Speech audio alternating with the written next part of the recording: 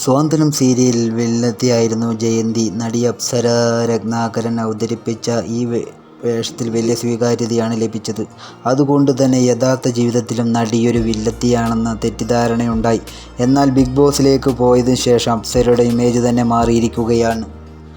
പലർക്കും ഈ ഷോ നെഗറ്റീവായി ബാധിക്കുന്നുണ്ടെങ്കിലും അപ്സരയ്ക്ക് ഗുണം ചെയ്തിരിക്കുകയാണ്. നടിയുടെ പെർഫോമൻസും ക്യാപ്റ്റൻസി പ്രകടനമൊക്കെ പുറത്ത് നല്ല ഇമേജ് നേടിക്കൊടുത്തു.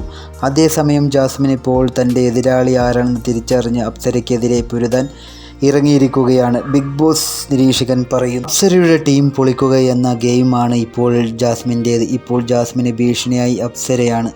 നേതൃത്വ ഗുണം ഉള്ളപ്പോൾ തന്നെ അപ്സര ദുർബലയുമാണ്.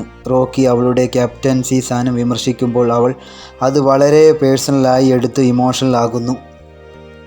ഋഷി വരുമ്പോൾ എണീറ്റ് പോകുന്ന അപ്സരയെ പിന്നെ കണ്ട് ഇപ്പോഴത്തെ സ്ഥിതിയിൽ അപ്സര ഒറ്റപ്പെട്ടു. കൂടെ നിൽക്കാൻ അർജുൻ കാണുമെങ്കിലും റോക്കിയുമായുള്ള താൽക്കാലിക വെടിനിർത്തലിന് ജാസ്മിൻ മുതിർന്നതും ഈ പ്ലാൻ്റെ വേറെ ഒരു വശമാണ്.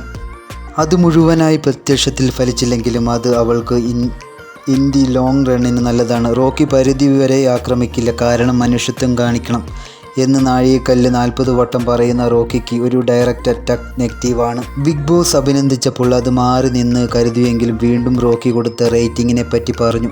രാത്രി വീണ്ടും പദം പറഞ്ഞു. ഈ ഫിറ്റ്നസ് മുതലെടുക്കാനായിരിക്കും ജാസ്മിൻ ശ്രമിക്കുന്നത്. അതിൻ്റെ ഭാഗമാണ് ജാസ്മിൻ അൻസിബയെ ക്യാപ്റ്റനായി നോമിനേറ്റ് ചെയ്തത്. ആദ്യത്തെ നീക്കം നടത്തിയത് വീടിൻ്റെ എല്ലാ മൂലയ്ക്കും പോയി ജാസ്മിനെ പറ്റി അപകീർത്തി പരതി. അൻസിബ അത്ര പെട്ടെന്ന് വഴങ്ങിയില്ലെങ്കിലും നീക്കം തുടങ്ങി. രാത്രി ഡൈനിങ് ടേബിളിൽ ഇരിക്കുമ്പോൾ അപ്സരയുമായി തെറ്റിയ ഋഷിയുടെ ചെവിയിൽ അപ്സരയുടെ മുന്നിൽ വെച്ച രഹസ്യം പറഞ്ഞതും വെറുതെയല്ല.